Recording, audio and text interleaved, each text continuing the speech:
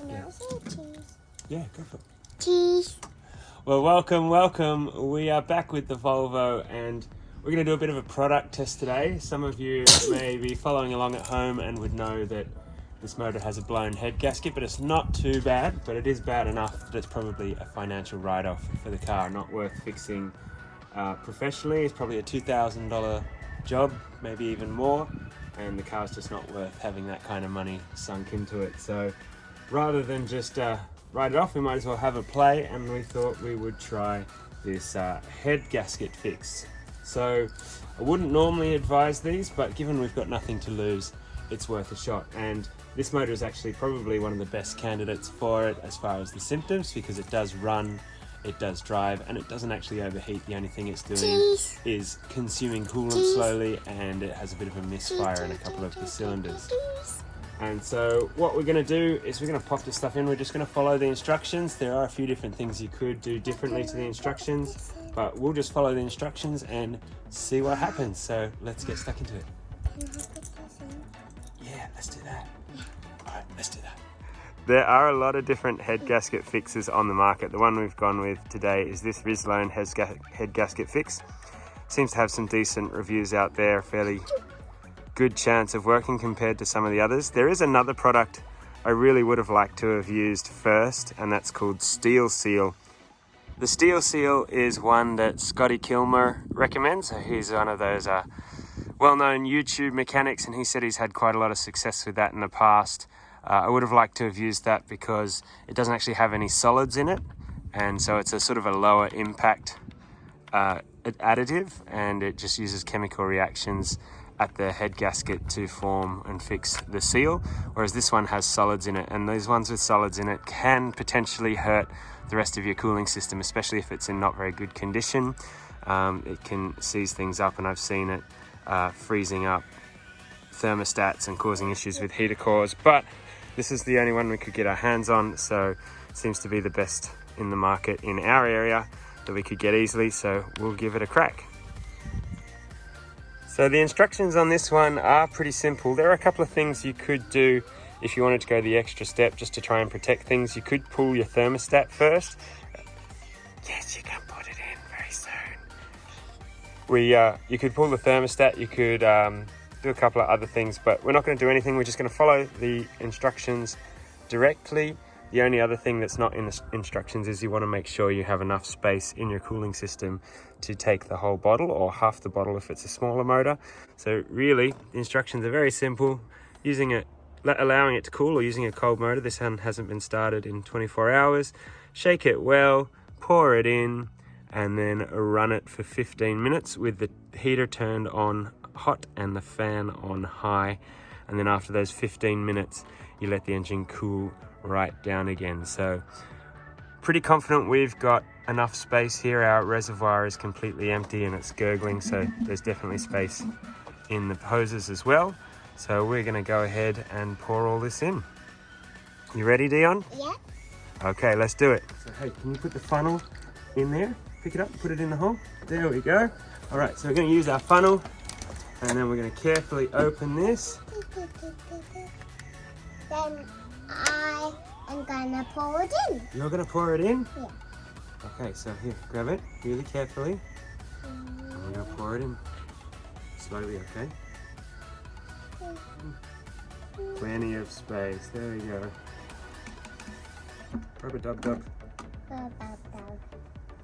want to see in it. You want to see in it? All right, Yeah. let's take this out carefully. You see it? Yeah. All right. Is that all in? Yeah. That's all in. So the next bit is to turn the car on, crank the heat, crank the fan, and let it idle for 15 minutes. So let's go do that. Oh, one thing I didn't mention either is if your tank is pressurized, your overflow tank is pressurized, you can add it straight to the tank. If it's not pressurized, if it's just a regular overflow, then you need to go into the radiator. Obviously, it won't go from an unpressurized tank into the radiator. So you need to make space in your radiator and then add it straight to the radiator. But this is a closed system, so it's okay to add it straight into here. And it says that in the instructions on the bottle. All the way. Okay, that's good. Nice work. And then we are going to crank the heat. So all the way up on the heater, all the way up on the fan. There we go. And we're just going to let this run. Let this run. Let it run. All right, we've actually been running this now for closer to 25 minutes. And the reason was, it actually took the first 10 to 15 minutes to get up to full temperature. The other thing I checked just to make sure it was circulating properly for a while is the lower radiator hose, which is right down in there.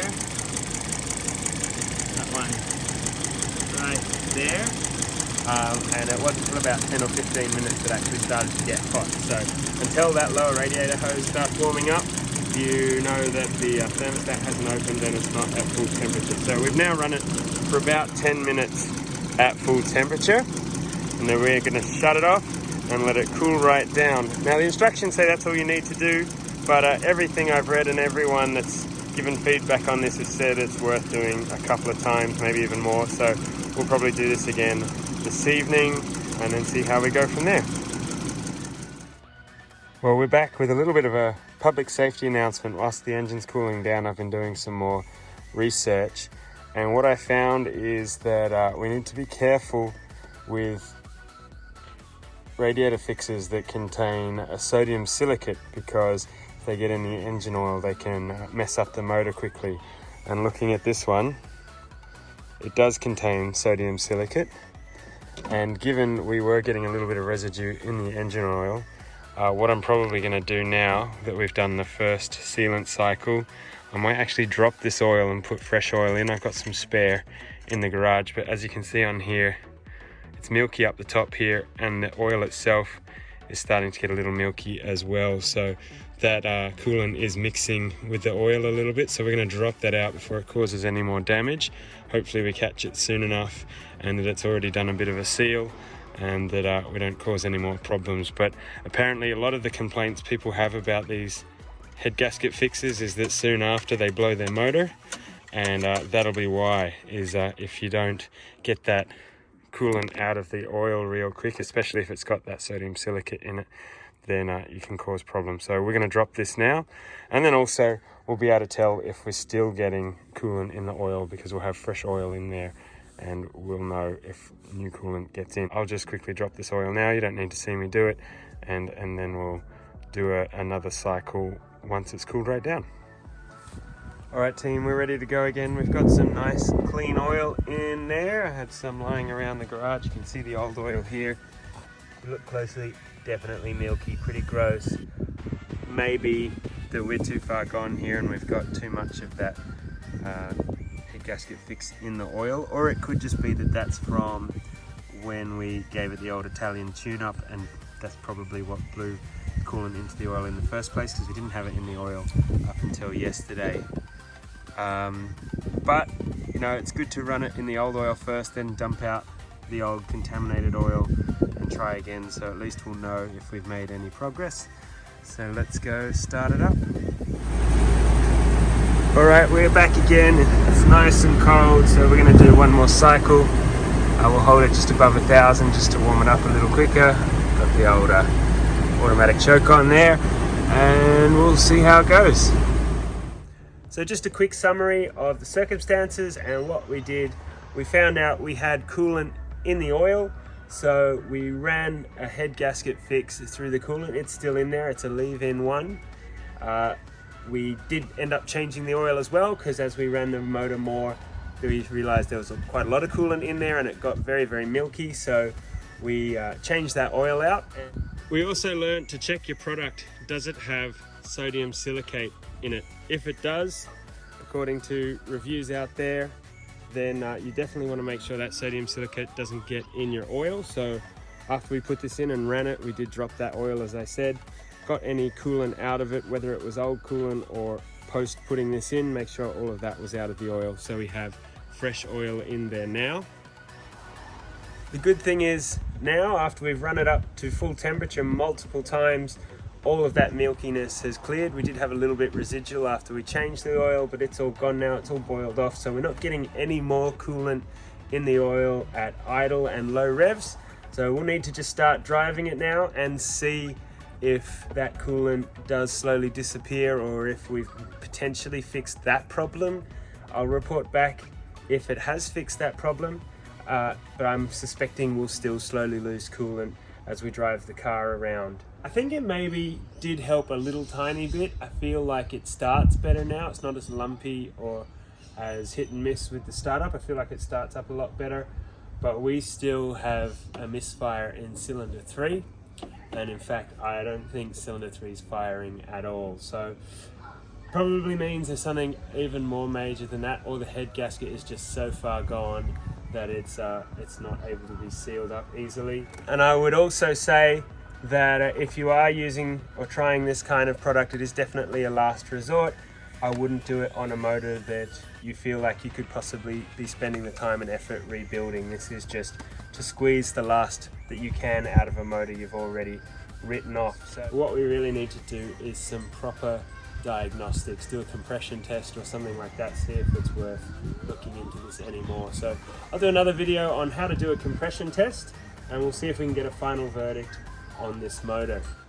Well, we are back a bit later now. It's actually quite a lot later. I'd actually done a summary to this video 2 or 3 weeks ago, but things have changed a little since then, so I figured I'd do a bit more of a feeling of what's going on. So we used that head gasket fix, and if you'd asked me 3 weeks ago, I would have said it had failed. We were still having problems. We still had a dead cylinder.